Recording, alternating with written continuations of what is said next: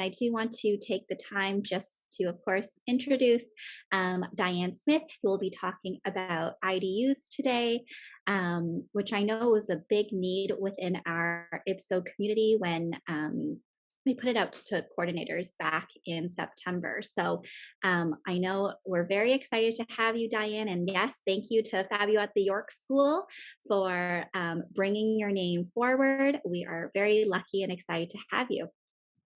Thank you. It's a pleasure to be here. So we're just going to get right started.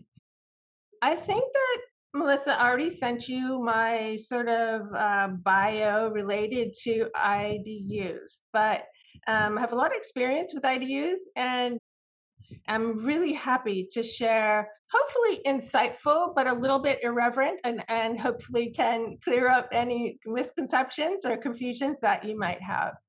So because I know, Melissa and I were talking earlier, just how much upheaval is happening in all schools, but for you guys in particular with your snow days and your going from remote learning to blended learning, maybe in school, socially distanced learning, it takes a lot to prioritize coming and showing up for professional development. So I really, really want to thank you for being here and dedicating that time to that.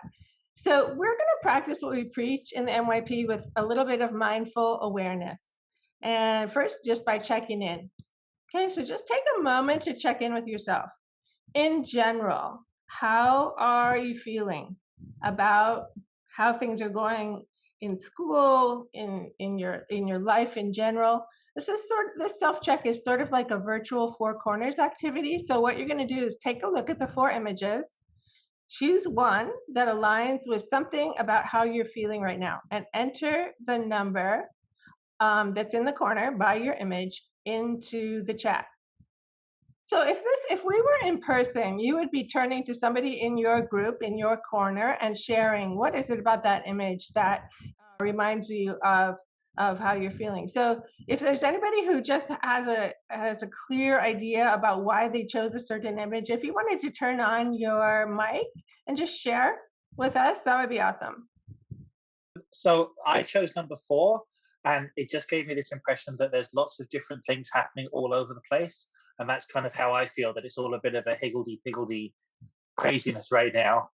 Like somebody's thrown all of my ideas and things I got to do on the floor, and that's the way that it feels. Yeah, I agree. Anybody else? Hello. Yes. Isabel, yes. Well, I chose number 3 because we try to keep our focus despite this mess with COVID. And it's hard to do it, but we are trying to keep our focus on the IB and what we need to achieve. So I believe it's a hard time for everyone. Right. And nice that you can kind of zone in and think about focusing. And we're going to do that right now.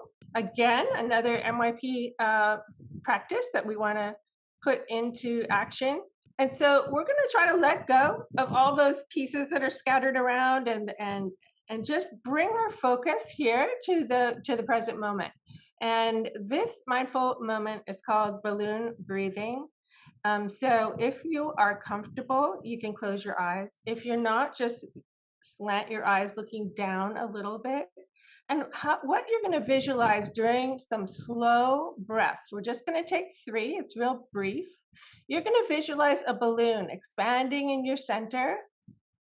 And then when you're breathing out, you're going to visualize the balloon contracting. Okay, real slow. So we're going to breathe in and have that balloon expand in our bellies.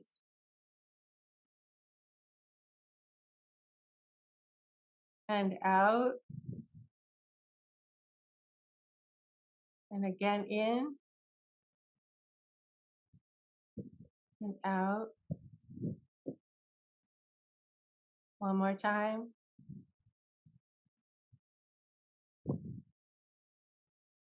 And out.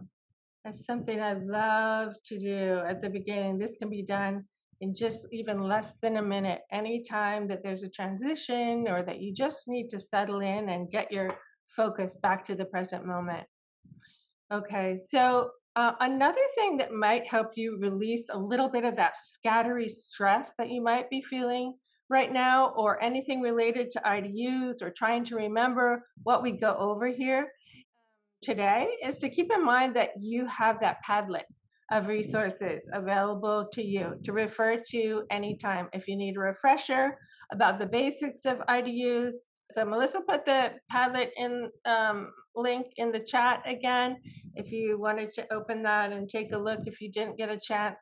I'm hopeful that at least some of you had a chance to go through those, because really it's like a mini PD class in IDUs. Okay, there's things about what's different in the new guide.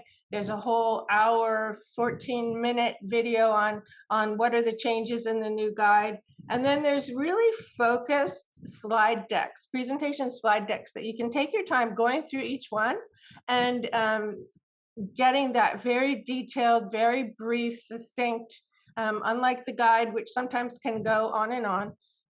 You can get a very succinct look at what are those different elements of IDUs. So if you have read or viewed, considered all of the resources that are on the Padlet, you already have a foundation for today's topics. My hope is that that can allow us to go a little bit deeper into IDUs and also have some time to address any questions you might have.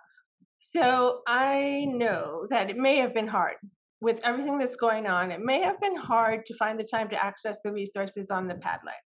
So just so that I can understand what you've been able to access and where you're sort of at, we're going to do a virtual fist to 5 in the chat.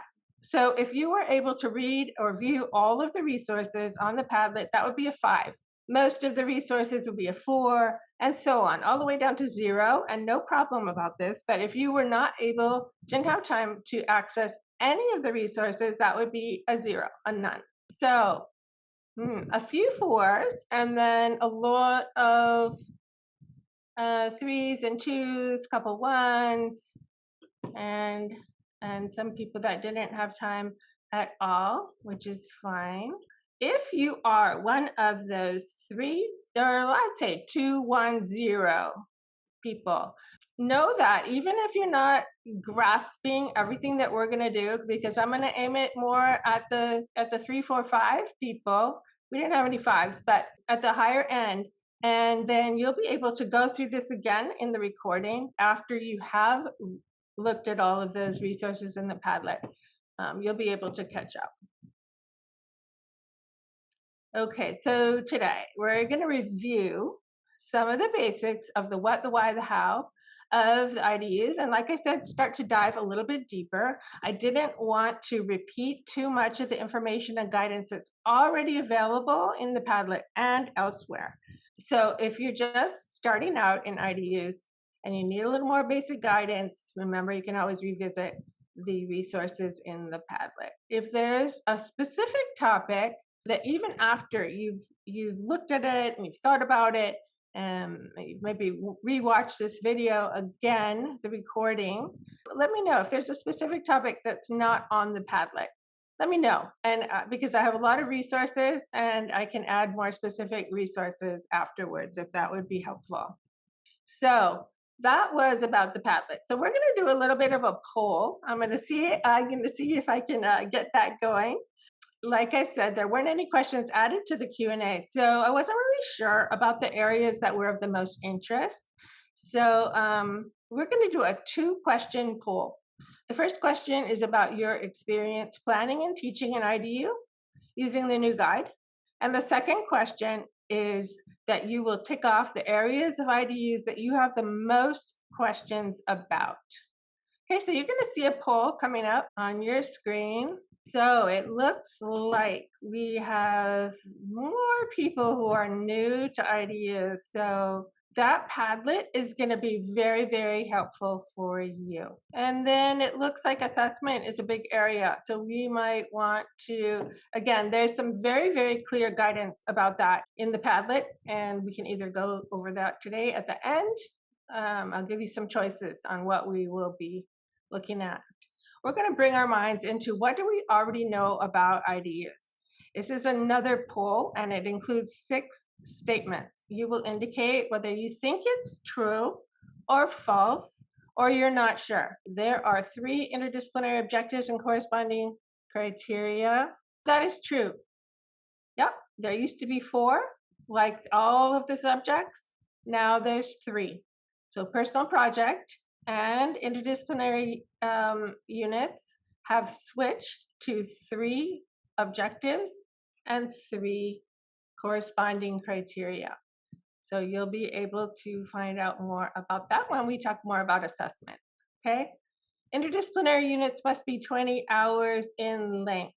That is false. They need to be long enough to have substantive disciplinary learning and substantive disciplinary learning and an opportunity to develop that integrated product. Number 3, 2 disciplines within the same subject can combine in an IDU. That used to be false, and now it's true. In the new guide, it is true. However, there are some caveats to that because, you know, it's sometimes rare in a school, often rare in a school, where, say, visual arts and music, where the students in both of those disciplines are taking both of those. So if your school happens to do that, or in sciences, maybe they're taking, in the upper levels in MYP 4 or 5, they're taking bio and chemistry at the same time, then those 2 disciplines could join together in an IDU. As I said, it's probably rare that all the same students are taking both disciplines. So there's a big caveat there. Interdisciplinary units must be planned as concurrent learning experiences. That is false. In the new guide, they've outlined some very clear guidance about how you could have the disciplinary learning in one subject at one time in the year, the disciplinary learning in another subject a little bit later, and then you could have them come together for a shorter interdisciplinary time at an even different time of the year. It's recommended, it's highly encouraged to have it be concurrent, but if your curriculum sequence or your schedule doesn't allow that, it is now okay to have non-concurrent IDUs. So that opens up some possibilities. And the next one, an IDU's purpose of integration must identify a so-called, in quotation marks, form of integration. That is false. Okay, forms of integration have been removed from the new guide because some of them, for instance, crossover tooling, if you're familiar with that form of integration, that was causing some IDUs that were not very substantive in terms of the subject that was just donating time or donating a minor skill. So forms of integration are no longer part of defining your purpose of integration. And the 6th question, in an IDU statement of inquiry, a global context exploration needs to be explicitly referenced. Okay, we have 74% true. That is true. Must be explicitly referenced. And something that makes that possible is that your global context exploration is completely customizable. You do not have to select one of those explorations provided in MYP from Principles into Practice or the interdisciplinary guide, right? Those are examples. Those are to spur your own ideas. But the way that you describe the exploration, as long as it aligns with the global context, those questions and description of what that global context is about, you can use any word, combination of word or phrase for your global context exploration. So here's where those answers again.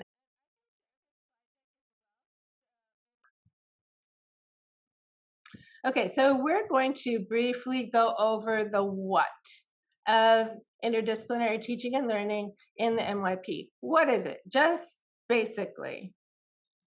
So it's making connections between subjects or disciplines, and those connections can be, and this is really important to remember, if you are gathering justification or data or anything for your evaluation visit, single subject unit connections are highly encouraged, and you can record those. Like, where are those places where our single subjects are making connections in either the content or in the concepts? Okay, so that is really valid information for your school. I mean, not only is it an excellent experience, particularly for making those connections between the concepts and having students build out their understanding of those concepts from many different perspectives.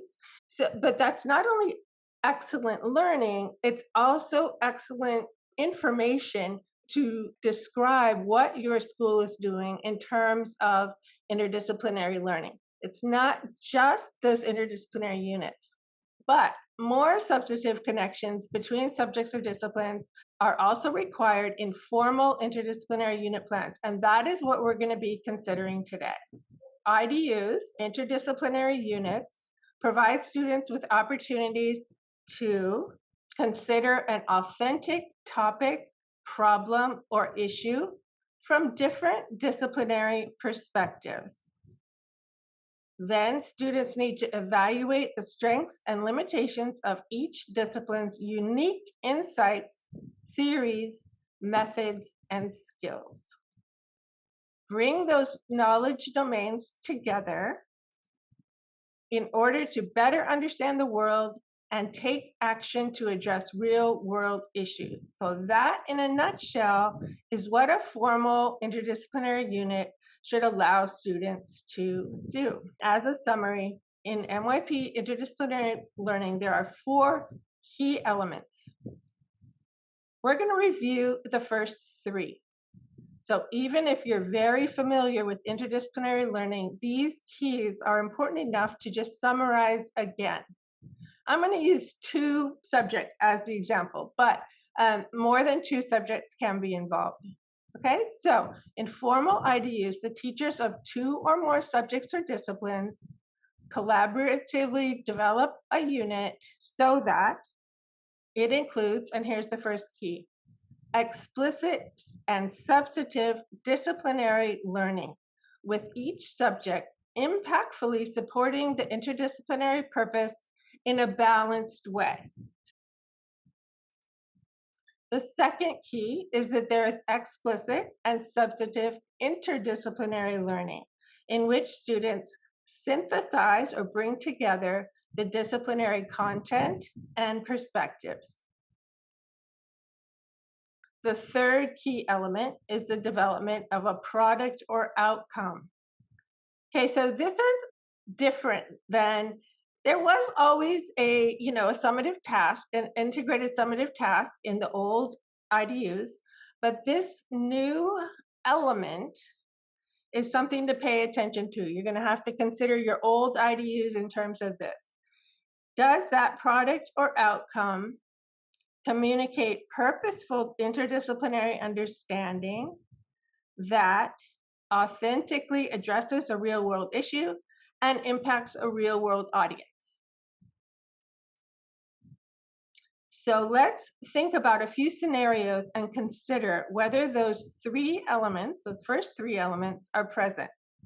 I'm going to be posting another poll for you to consider 3 different scenarios. And in each scenario, you'll indicate, yes, this description sounds like it includes these 3 elements. No, it doesn't sound like it includes these 3 elements. Or, again, you're not sure. Okay, so we're going to practice with the first scenario that is going to show up on your poll. Does it include the 3 keys of MYP IDUs? Students spend a week doing a service project as a grade level. Teachers debrief each day, asking students to discuss issues that the community being served is facing. That is a very brief description, and clearly it doesn't tell us everything about what these teachers think is an IDU. It appears like it could be a very meaningful and impactful experience for students. But from what is described, think about whether this experience appears to include these 3 key elements, and we'll consider them one at a time. Does this experience appear to include explicit and substantive disciplinary learning? Just consider in your own mind. All of these examples, these scenarios are things that we have seen submitted to Building Quality Curriculum. So they're drawn from actual units that people think are IDUs. All right, hopefully you said no. Of course, the description is brief, but it appears to be a week of services action with no specific disciplinary learning indicated. Does it include an explicit and substantive interdisciplinary learning?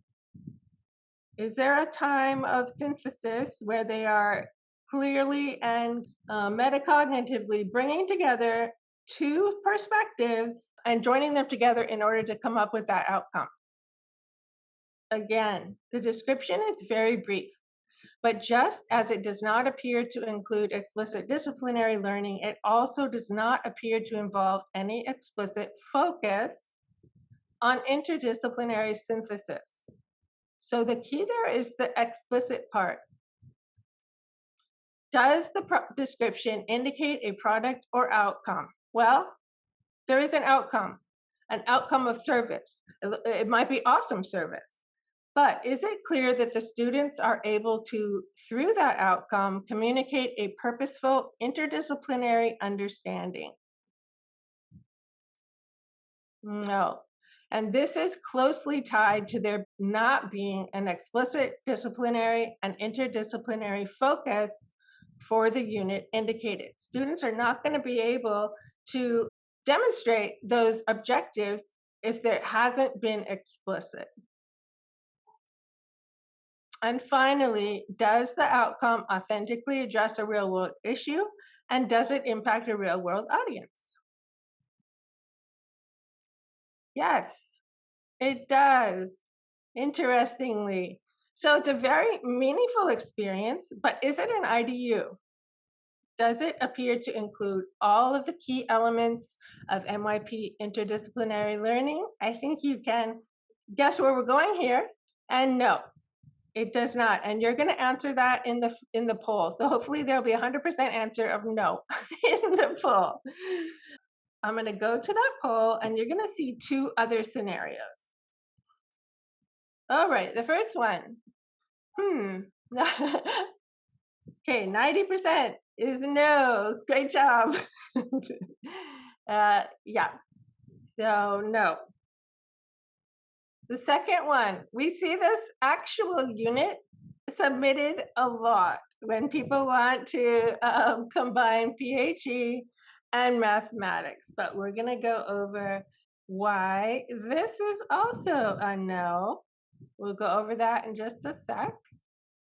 And visual arts, yes, it is a yes, and we'll go over why. So good job, everyone.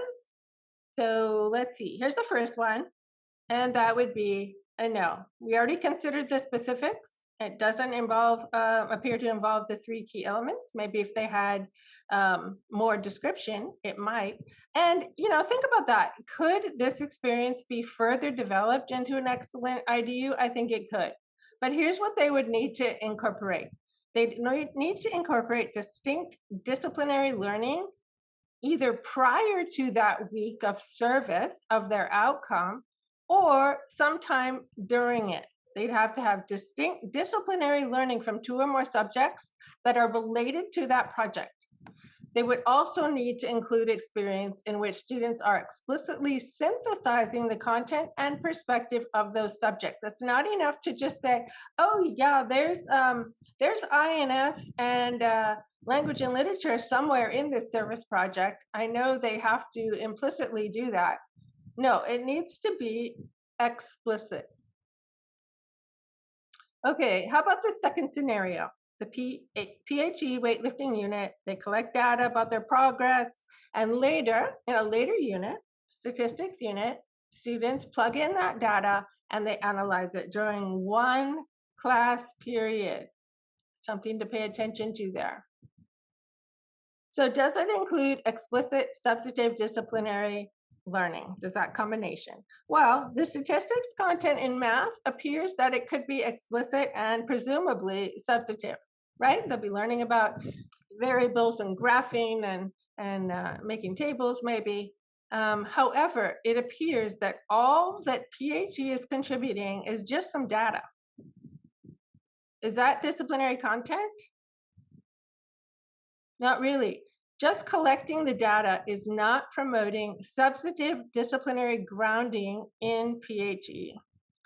Does there appear to be explicit and substantive interdisciplinary learning? No, for a number of reasons. As noted, there's not really any substantive disciplinary content from PHE to be integrated in a balanced interdisciplinary learning experience. That's not possible if it's just about the data. Also, while non-concurrent IDUs are possible, as we've already discussed, in this case, because the maths unit is not concurrent, students can't even use that data analysis to impact something about their weightlifting progress, right? So it's not doing PHE any good. Like, where is that synthesis of usefulness?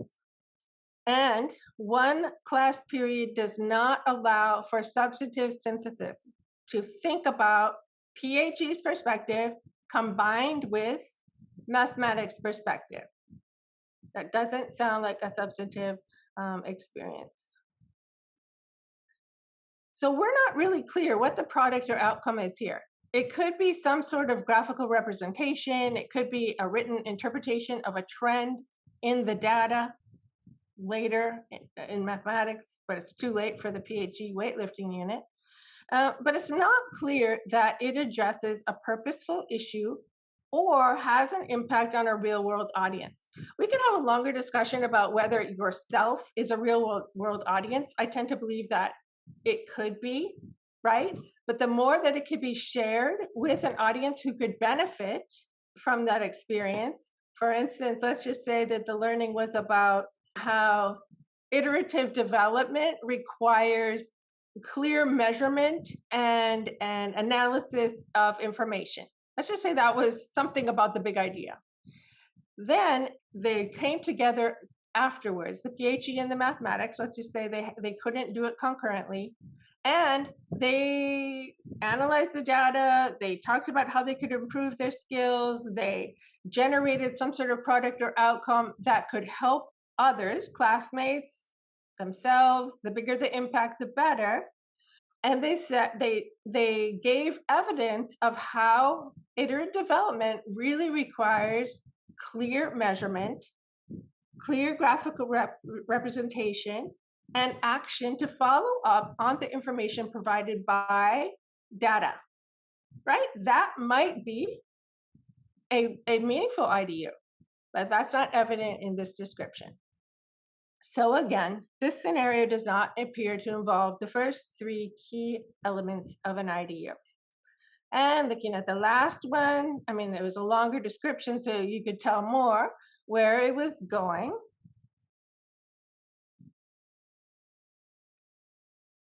So I would say that all of these requirements are evident in this description, even though it's very, very brief. There's substantive disciplinary learning in both subjects.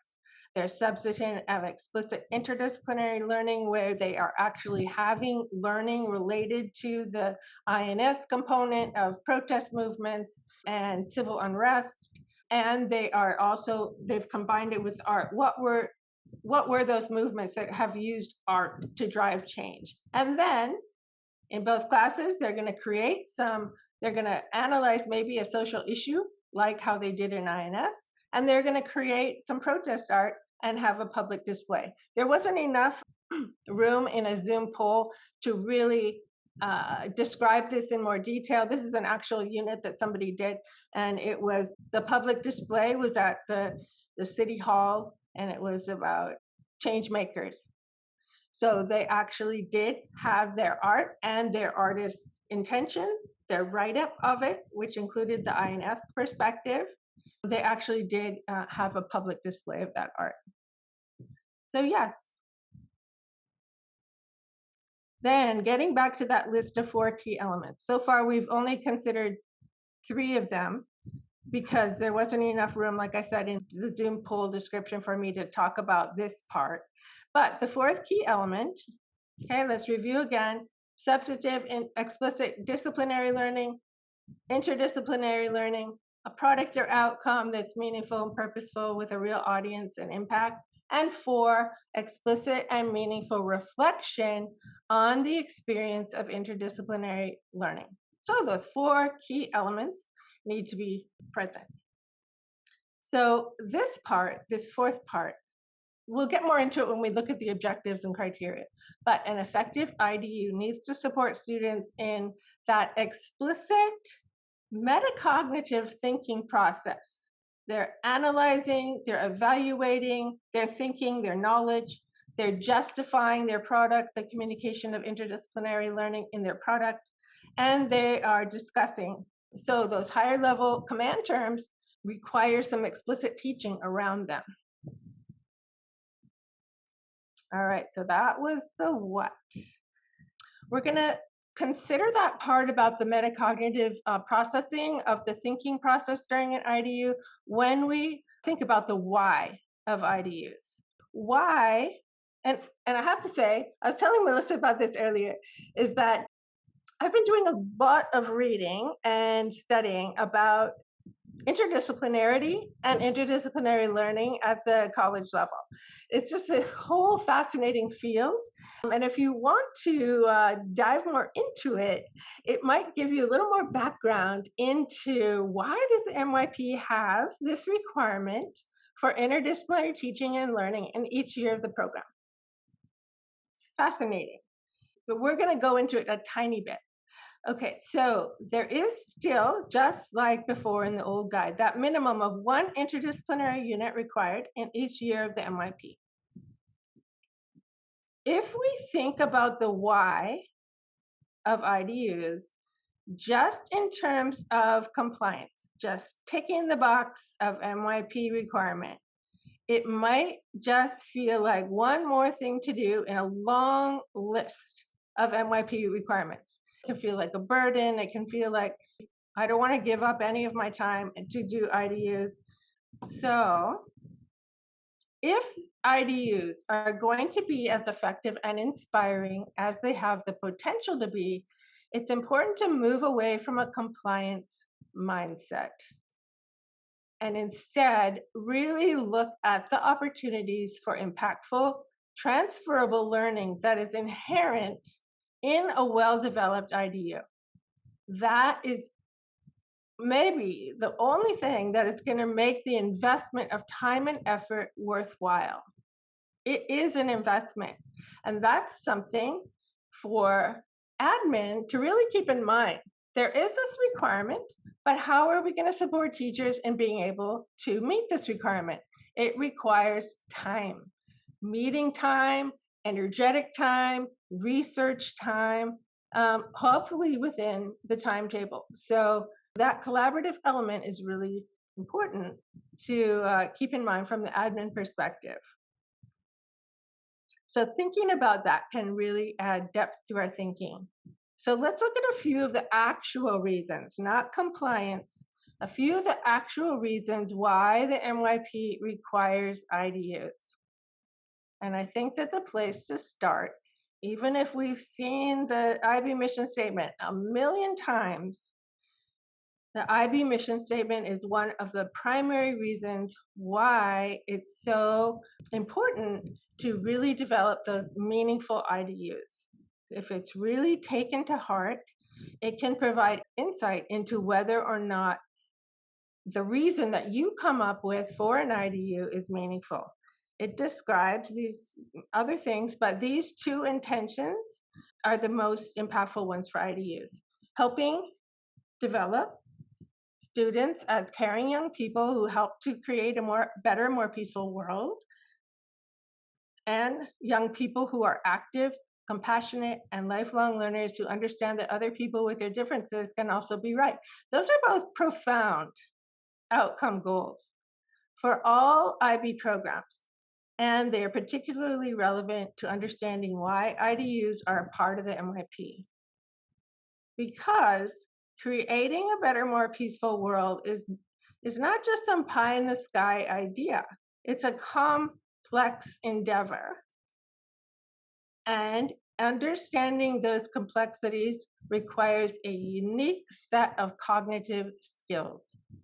And those skills are integral to effective interdisciplinary learning. Like I said, it's a whole fascinating area of research, and I can put some links in the chat if anybody's interested in diving deeper. But two authors who have done a lot on this are Alan Repko and Rick Sostak.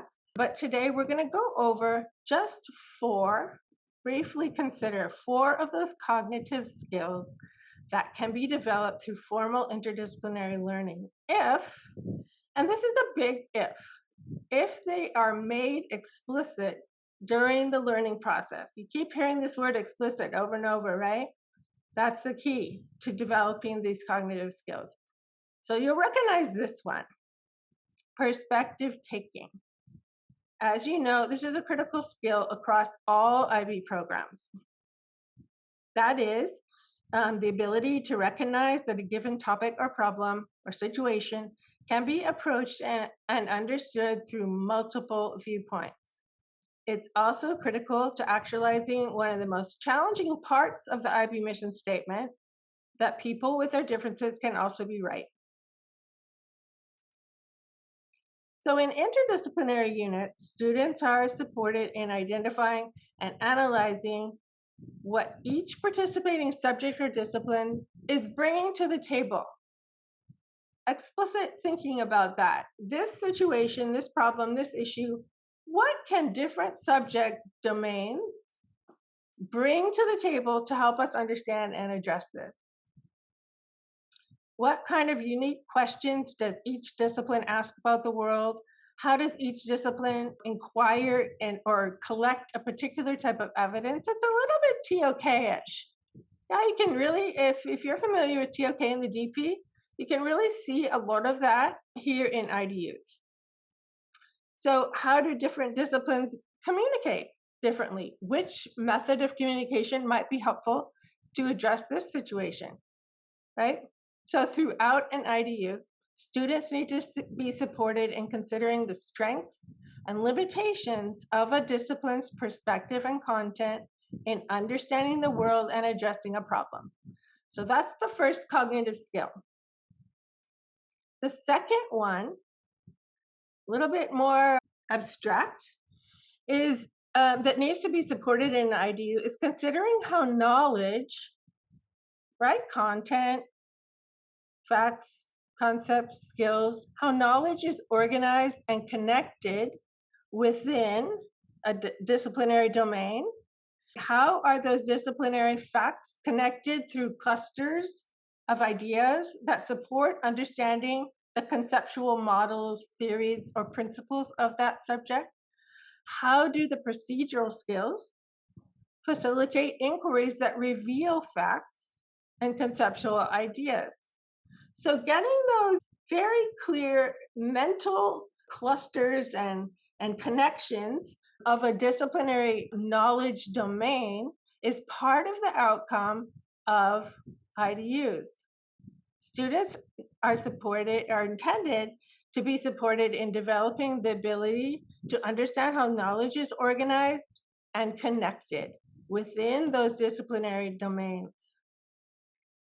And also how to consider how they themselves can take more ownership into organizing their own thinking, their own knowledge within their minds, getting those mental models going.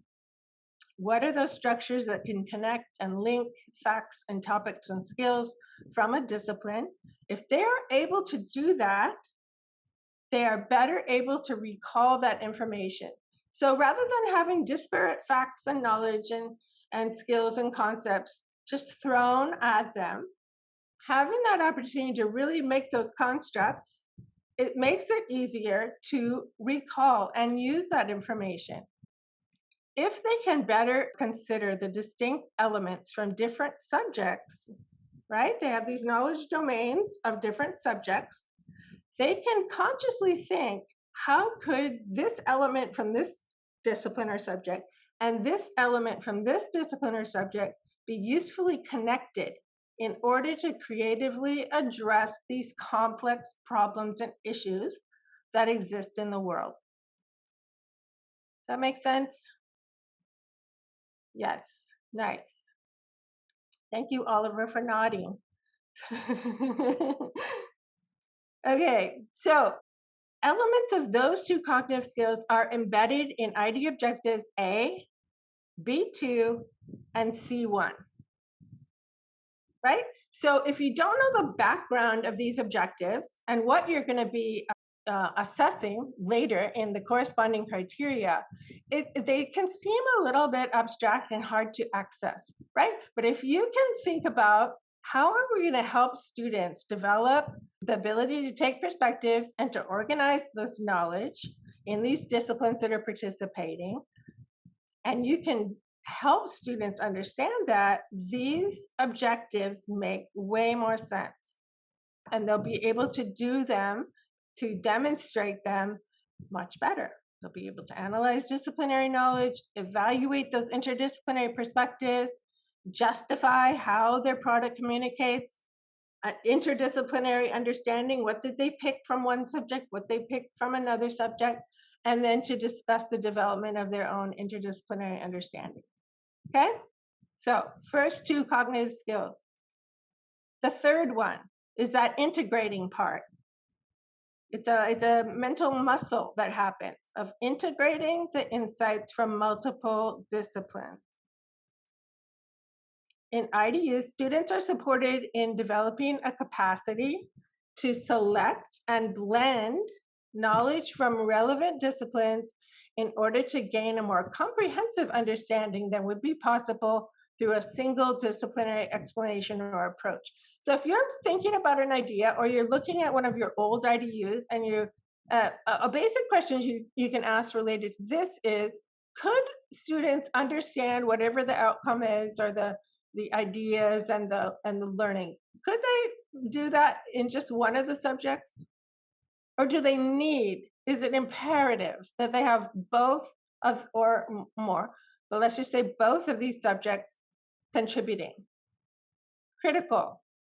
Are both or all subjects contributing a unique set of knowledge to students' understanding?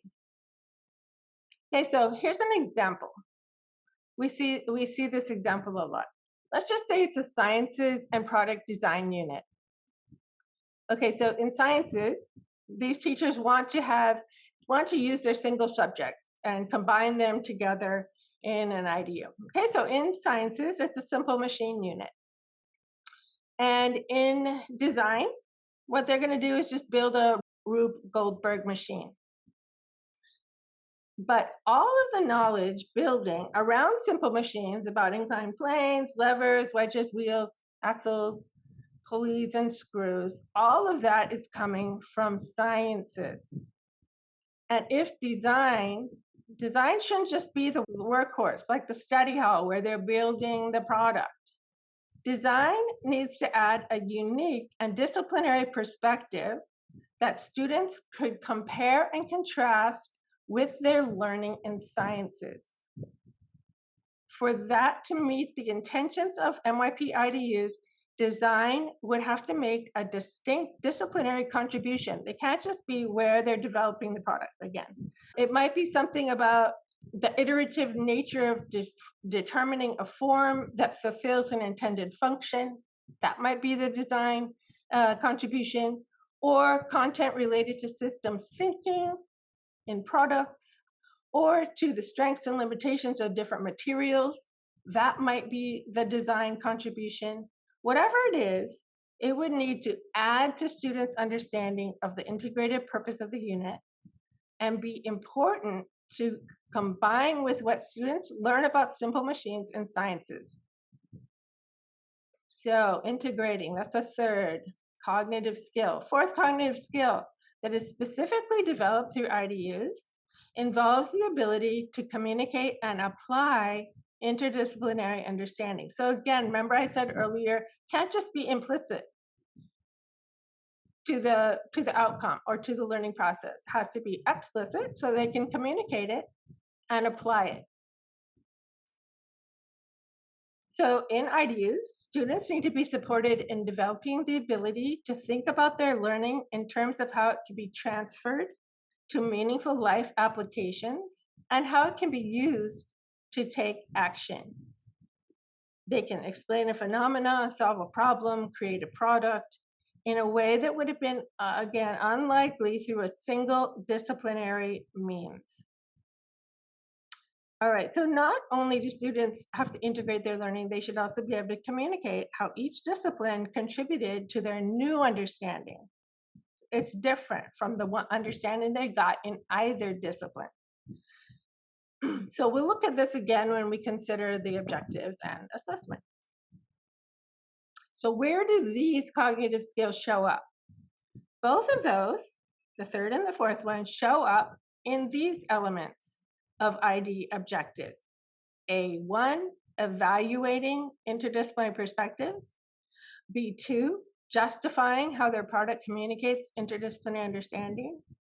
And C1, discussing the development of their own interdisciplinary understanding. So the summary, in a nutshell, IDUs, the why of IDUs is that they support students in contributing towards a better, more peaceful world and developing the cognitive skills that facilitate those efforts. All right, so we are just right on time. How about this? I'll give you a choice because I'm willing to stay a little bit after if you have specific questions. If you get it about those cognitive skills, maybe you can put a 1 in the chat. If you get it, I get it. I don't want to hear more about it. Or put a 2. I would like to see an example from an example unit. Everybody gets it. Woohoo! Okay, here's what I'll do. No, now nobody's going to want to put a 2. So what I'll do is I'll put the example, Catherine, for you in particular, but for anybody else, I will put and Isabel, I'll put the example. What it is, it's an example issue of declining wild salmon population, which I know is an issue in Eastern and Western Canada, as well as the US. So this is a real world issue that could be made into a focus for an IDU. I will put this example in the Padlet. And so you can see how each of those cognitive skills might play out, okay? But here's where we'll jump to, because the primary consideration of your IDU is going to be, can it support the new objectives? So here are the new objectives. You can see there are only 3 now. The fourth one in the old IDUs, communicating, is now spread out throughout all of them. Right? Being able to analyze, evaluate, justify, discuss, those are all communicating. Their product has to communicate. Yeah, so we don't have a separate objectives called communication anymore. It's woven in to these new objectives. And we're going to go over what some differences might be. All right, so when you're thinking about your idea for an IDU or an old IDU that you have already developed, think about objectives B1 and C2 first.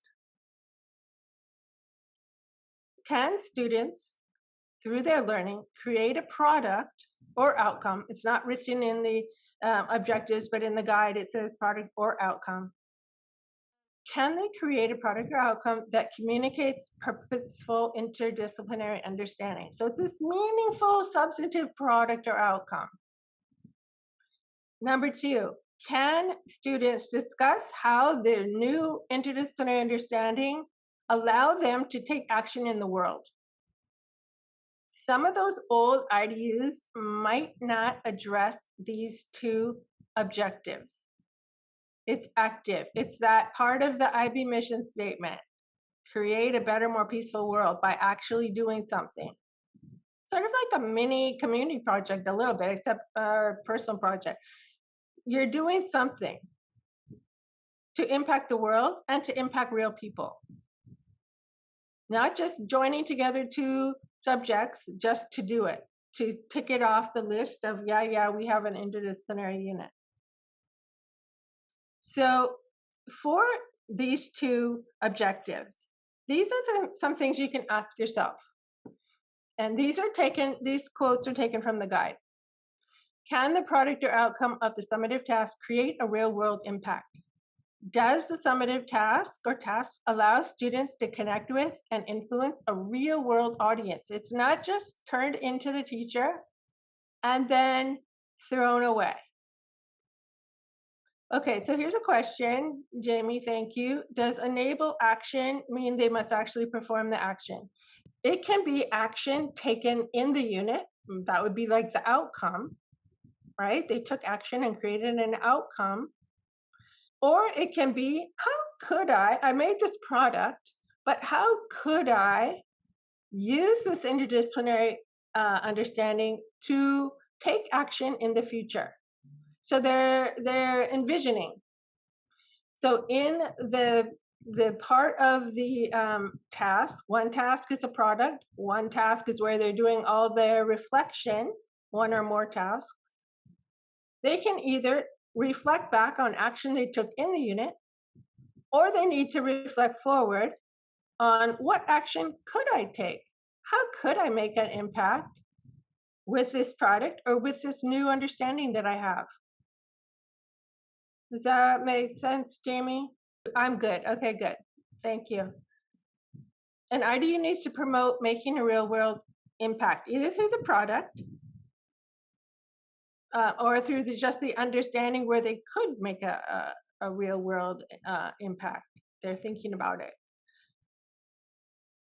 Another foundational consideration is to make sure that the participating subjects can contribute substantive content and perspective that is highly relevant to the integrated purpose. So you'll need to consider whether the subjects can contribute knowledge and perspectives that support the level of thinking that is required in the objectives A1 and 2, B2, and C1. Are students able to demonstrate the command terms, to analyze that disciplinary knowledge? It needs to be quite substantive to be able to reach that highest level of analysis. Can't be just peripheral or a minor part of a contribution. So then it needs to be substantive to evaluate those interdisciplinary, to justify, to discuss. All of those are higher order.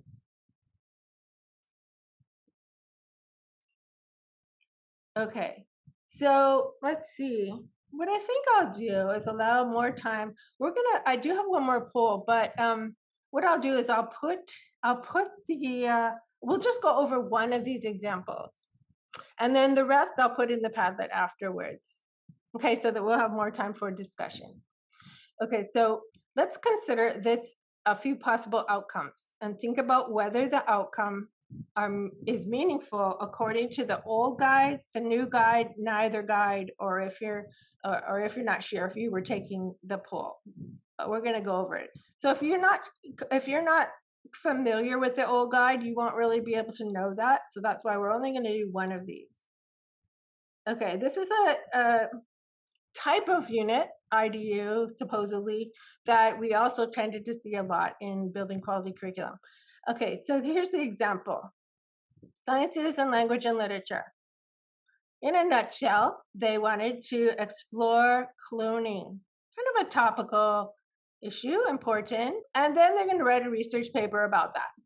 So their idea is that language and literature's contribution is to be where students write the research paper. You can probably tell from my tone of voice what I think about this idea.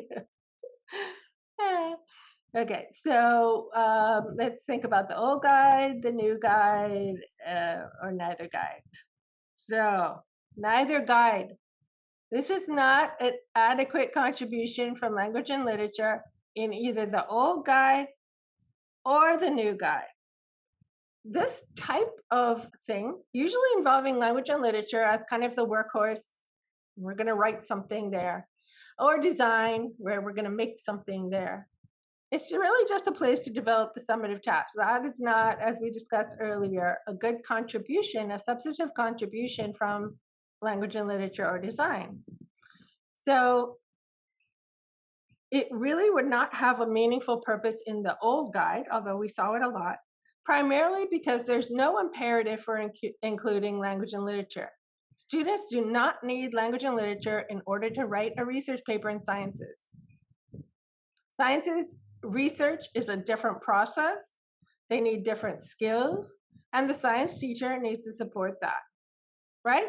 The language and literature research paper would be different, and they would need to contribute something very substantive to it. It's not a meaningful purpose in the new guide either. Allison, good idea. They could definitely do that. If language and literature added a literary perspective and helping them understand, they probably wouldn't be writing a research paper, but they could create an awesome product. Yeah, so great idea. Good thinking there. And I was going to say, could it be further developed as a purposeful IDU? Yeah, I think it could, but the language and literature contributions would need to involve more distinct disciplinary grounding. For example, exploring how the complexities of the topic could be understood more holistically through a range of literary sources, maybe Frankenstein, like Allison said, or Never Let Me Go by Kazuo Shiguro, a great book about cloning. And a purposeful product or outcome aimed at a real-world audience would also need to be possible. Okay? So we are not going to go into all of those other examples, but check out the Padlet afterwards, because you'll see some good examples of maybe some ideas you've seen for IDUs, and you can consider, does it support the new objectives? Maybe, maybe not. Okay, so the how. If we consider the overall process of developing an IDU, there are a lot of entry points into IDUs. We've gone over some of the most important criteria for those entry points, but you can start anywhere. It's rarely a linear process. I end up going back and forth so many times, changing my statement of inquiry, maybe changing the content of one of the subjects just to make it flow together. It's not really a step-by-step sequence. However, as we went over, a critical first step is making sure that the foundation for the IDU is solid, that both of these elements are present. It promotes real-world impact. It involves the most relevant subjects. You haven't just thrown in subjects just to have more subjects involved. Also, you haven't just done your best to, let's just say it's a MYP 2, and they think it should be fairer, and they say, okay, so you know what, INS and PHE need to come together in an IDU because they haven't done it yet. Could that result in a meaningful IDU? Maybe, but it's kind of backwards. Like, you don't just try to come up with a way to have balance or evenness in what subjects are participating. Some subjects lend themselves more to an IDU, and really it should be based on this critical issue, problem, understanding, and then you think what subjects would be best to participate, right? That's more of an effective order to go in. Think of the issue, topic, problem first, and then think what subjects might be good to include here. So building on that foundation, Then the content and perspective from each participating subject or discipline needs to be clearly defined. And a meaningful statement of inquiry that is relevant to both or all subjects needs to be drafted. Building on those pillars, a potential integrated product or outcome needs to be envisioned. In earlier MYP levels, the product, or at least the type of product, might be guided by parameters that are defined by the teacher. At the higher levels, the idea for the product or outcome might be developed by the students. But either way, in all levels of IDU, when the unit is being developed, the teacher should determine that the unit has at least the potential to generate some sort of purposeful integrated product or outcome. All right, let's see, what time is it? Okay, great. We have about 15 minutes, and I'm willing to stay a little bit longer to make sure your burning questions are addressed. If there's an area that the majority of you would like to focus on, for instance, a ton of you put assessment, we could review the assessment information in the Padlet, and you could ask questions. So I'm going to throw this back to you. And so just type it in the chat, or raise your hand, or speak up, and let me know what would be the most helpful to you. So Diane, we do have a few questions that have been now placed in the Google Docs. Okay, great. So the first question here is, how do you ensure an engaging and equitable experience when not every student in your class is involved in interdisciplinary learning? So for example, language and literature interdisciplinary with one arts discipline. Yeah, that's not going to work. Don't do that. So unless you can have all of the arts teachers, so that all of the students who are in language and literature, so let's just say they're spread out, visual arts, music, drama, they're spread out in 3. If you can get all 3 of the arts to join in, and you can come up with a focus that all of them could contribute to, and then in each for each set of students, the outcome, the product part, the B1, can be customized to that combination with language and literature. That would work.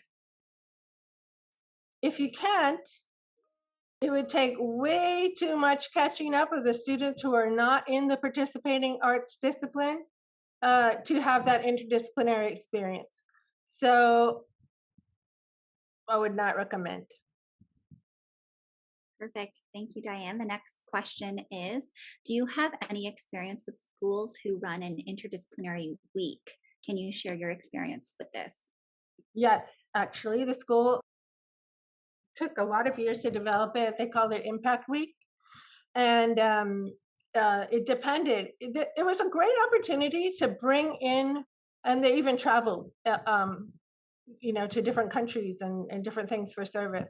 But they made like a topic, like we really want to deal with hunger, or we want to deal with something else. And the students picked, and they tried to make a balance. And then the teachers had to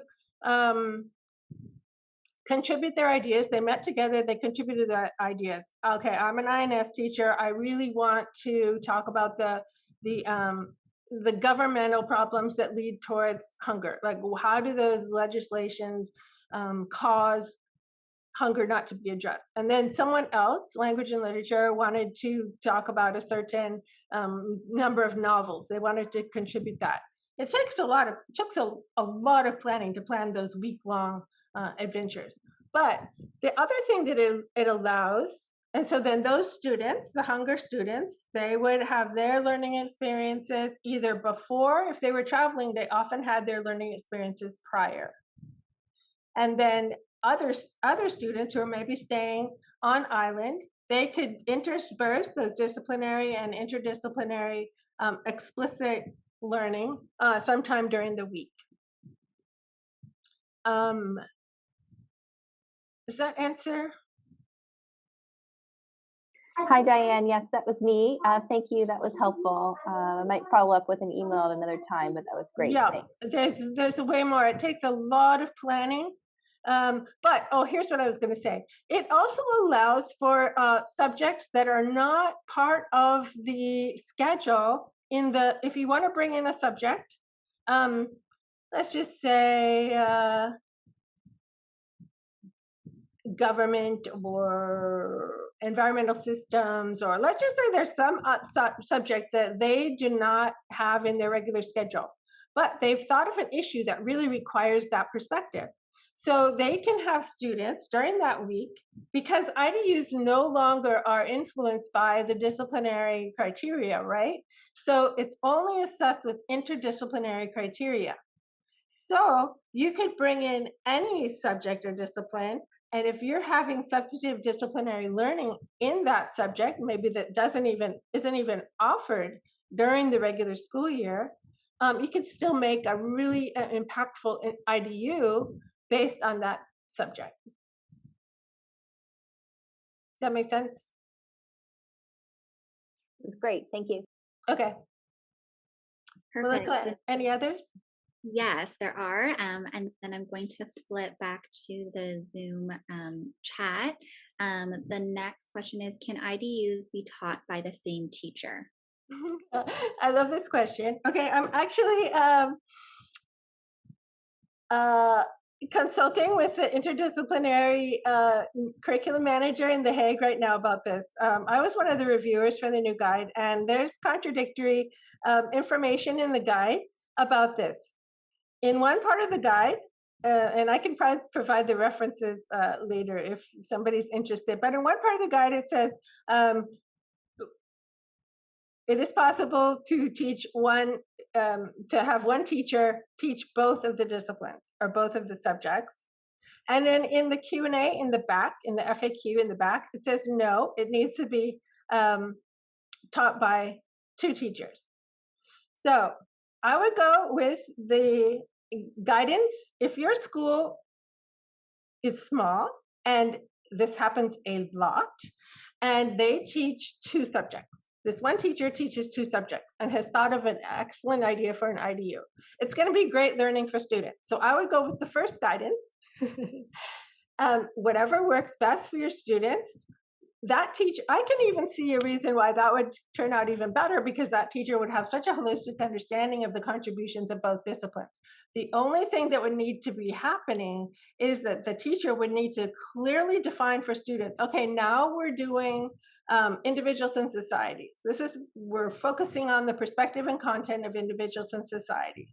And now, on this day, we're looking at the contributions of this novel from language and literature and how that frames our thinking. They need to be very, very clear so that later on, when students are analyzing that disciplinary knowledge, they can clearly distinguish between the two perspectives.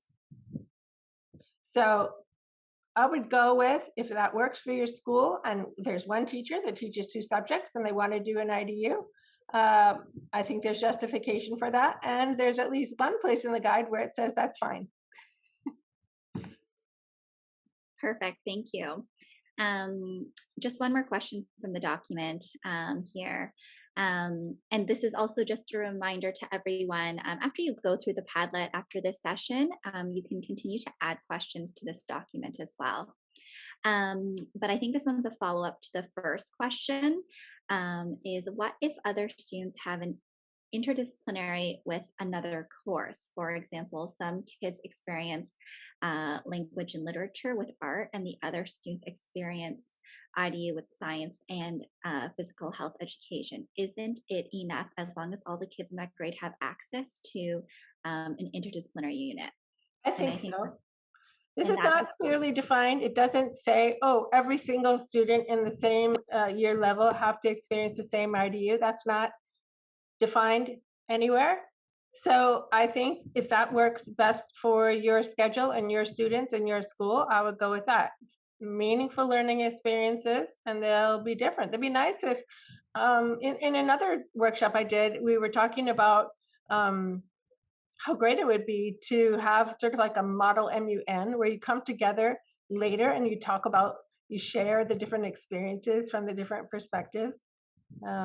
But yeah, I don't think that all students in a grade level need to experience the same IDU. Perfect. Now I'm heading to the Zoom chat. So the first question is, where do most IB schools report the results of IDU units? Mm-hmm.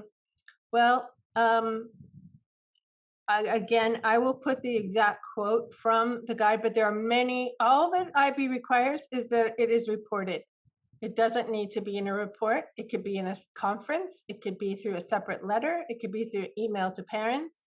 It could be on a separate page of your report card. All that needs to be reported out is those IDU criteria marks. I'm trying to think about, I'll have to add more about this. Whoever asked that can add it onto the Q&A. I can write a longer response about that with the exact quote from the guide. But you have a lot of options. But if you do want it in the report card, it should be a separate report. Perfect. Thank you. Could you explain how to build a statement of inquiry? Oh, that's a great question. And there's like a step-by-step in the Padlet, but and there's so many details about this, but the basics are that it needs to include two concepts, one of which must be a key concept. It could be two key concepts. It could be a key concept and a related concept, but whatever concepts and conceptual idea is included in the statement of inquiry, both or all participating subjects need to have an experience of being able to contribute to understanding that idea. So it's iterative. So once you come up with the idea and you think, okay, let's just say two concepts, these two concepts are important. Students could really get an interesting take on these two concepts through this IDU. So let's think of a conceptual understanding that describes a meaningful, active relationship between these two concepts. So that means that there would be a verb between the two concepts. Yeah, it's in a relationship. How does this concept impact this concept? Or how does this concept impact this concept? So the more succinct that you can make it, we don't want those convoluted, long statements of inquiry. So you come up with that conceptual idea. Not required, but I highly recommend it. That describes a meaningful relationship, active relationship between those two concepts. Then you have decided what area of the world of life, global context, would be helpful to explore this idea. You've picked the global context. You've looked at those lists of explorations and decided, oh, none of them really describe the context I would like to use. So you come up with your own customized exploration and you incorporate that into the conceptual understanding statement. So you just copy paste the conceptual understanding statement and then you find a way. It doesn't have to be exact. You can rearrange the words slightly, but it should still, that conceptual idea should be evident because you want to be able to see this is the conceptual idea and this is the context through which we're going to explore that idea in this unit. So you'll have the conceptual relationship and you'll have the global context exploration combined together. It's really, really helpful to do that conceptual understanding statement first because you're going to want to help students understand that we are looking at this idea and these concepts. We're trying to understand these concepts from these two different disciplinary perspectives. And then this relationship we're trying to understand. And the way that we're going to explore this idea is through this real world context, this exploration. So if you can identify those separate pieces within the statement of inquiry, it'll make way more sense to students and also in the teaching process. Does that help? Whoever asked that question? Yes, sorry. Thank you so much. You're welcome, Nadine. And also look in the Padlet, because I think that if there's not, I will add something about statement of inquiry, okay? Perfect. Thank you. Yep. The next question is, do you think the grade 10s or year 5 need to do an IDU if they're consumed by the personal project? Well, it's a requirement. So yes. Perfect. You already touched on this a little bit. It's, do you recommend having formal IDU report cards? Well, if it was me, I would include it in my year end. I might let parents know that we just had this IDU, and it's possible to just send them out a separate report card. But if they have multiple IDUs across the year, I might even hold off and have a year-end report card. It's really up to the school, so I'm not really making a recommendation. I will put in the Q&A document the exact quote from the guide, but there are so many options for you. But yes, it should be separate from the subject group reports. Separate page, separate information. Perfect, thank you. The next question is, if an IDU is being done non-concurrently, can the summative assessment be completed in one subject, or does the other subject need to allocate some time to also do the summative assessment so that there is explicit interdisciplinary understanding? Yeah, that's an important question, Cindy. First of all, I would recommend that the other subject come back in and help, unless that second subject, let's just say it's only 2 subjects, and the subject that taught their part, disciplinary part, second. If they have a very, very clear, like mind-milled understanding of the contributions of the first subject that happened, then it's possible that they could do the interdisciplinary learning. They would have subject 2 disciplinary, then they would have to have, in their time, they would have to have the interdisciplinary learning process and the summative task development, right? So they would need to have a very, very clear understanding of the first subject's contributions in order to support students in bringing those perspectives together.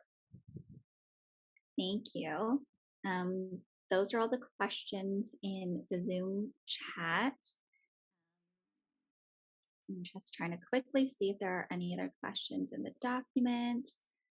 I'll answer Allward's question while you're looking. How much planning time is given in most IB schools toward developing an IDU? The quick answer is not enough.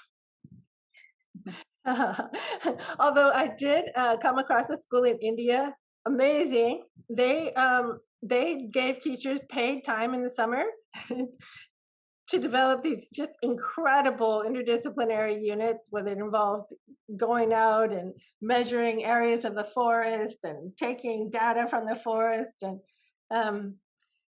but not all schools can do that. And a lot of times teachers have to scramble after school or before school. It's not optimal. So that's something to help who's ever your scheduler and your admin understand that to meet this requirement of IDUs, it requires substantive time and effort and thought to come up with meaningful, impactful IDUs that are not just ticking off the box of compliance, but are actually amazing learning experiences.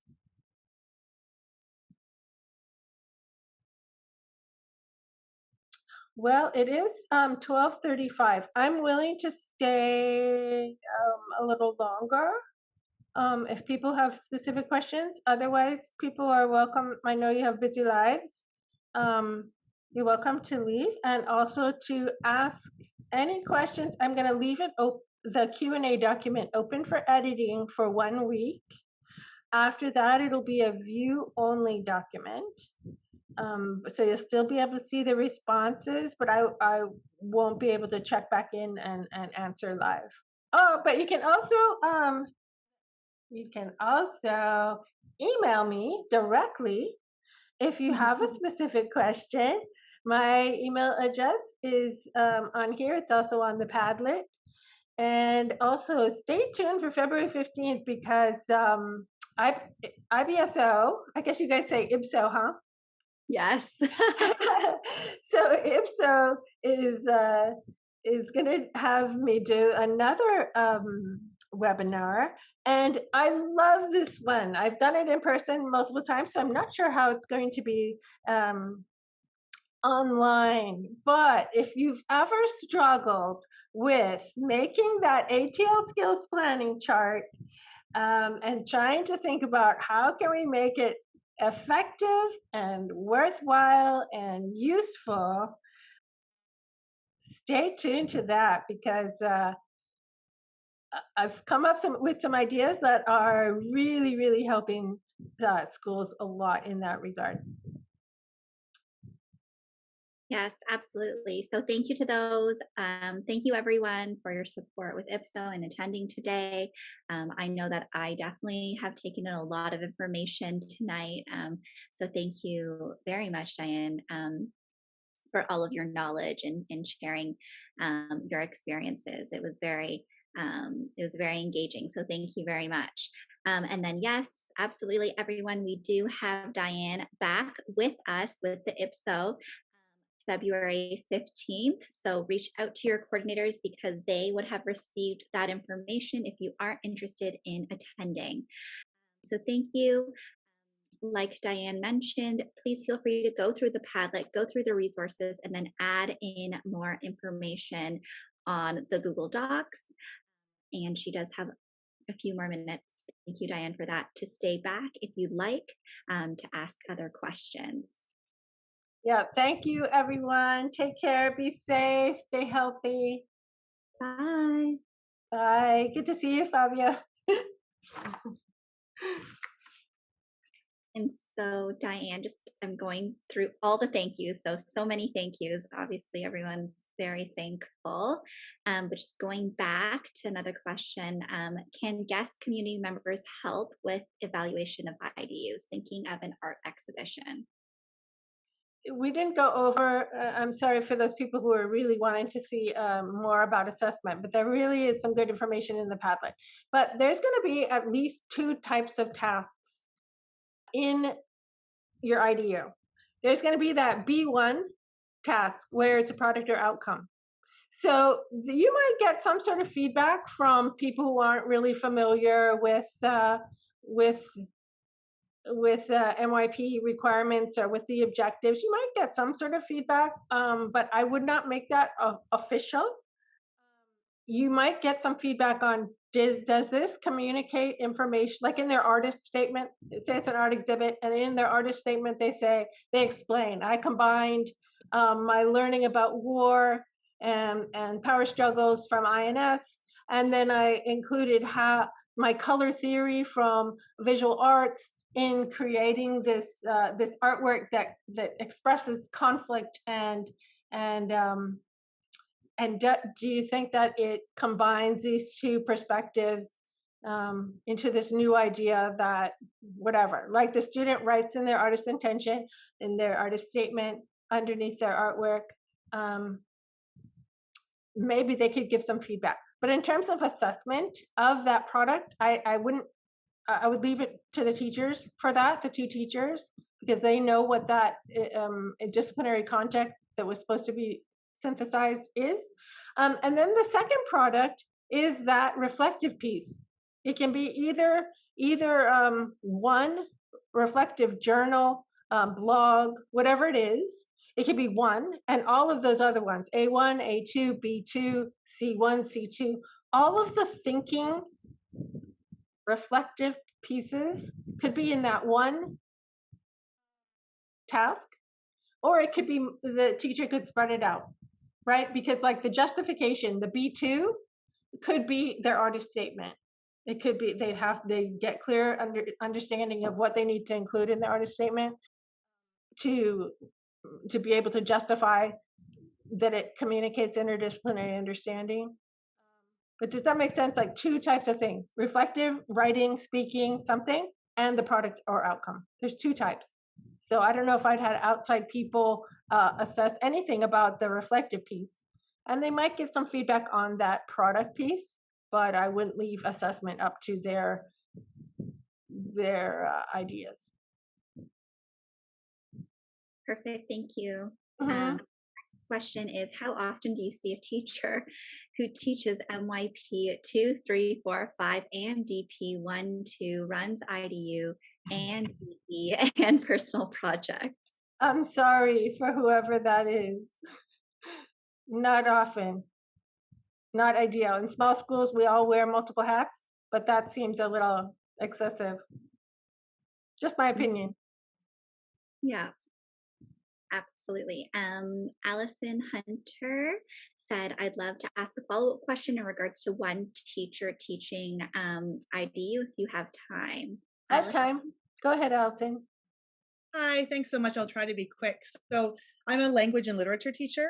So I find that every unit I teach is interdisciplinary because we're always teaching through the lens of something else, a novel, right? So the suggestion was, oh, well, science wants to do cloning, then teach Frankenstein, right? Like the content of the novel is itself an extra disciplinary layer. So right now, this afternoon, I taught the political strife in Afghanistan during the 20th century in preparation for my next novel study. So given all of those elements, our INS teacher couldn't teach that because the required course is Canadian history in MYP 5. So could, in that case, if I'm teaching the history of Afghanistan, the fall of Kabul in 2021, could that serve as an interdisciplinary INS and Lang and Lit unit, even if it's not housed in the INS class? I'm always leaning on the side of practicality and the quality of the outcome for students, rather than some random sentence in the guide. So even though that would not meet the requirement of, or the recommendation that if your circumstances, there's one teacher teaching two subjects, it doesn't meet that. But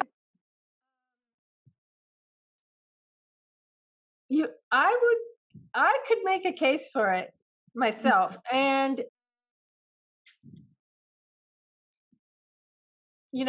I think that you could, as long as you are really making, I'm doing INS here on this Afghanistan part, right? This is the contributions of INS and the perspective. And then now we're doing the literary part. How did we bring those two together and have an outcome? So it couldn't really be an L&L outcome.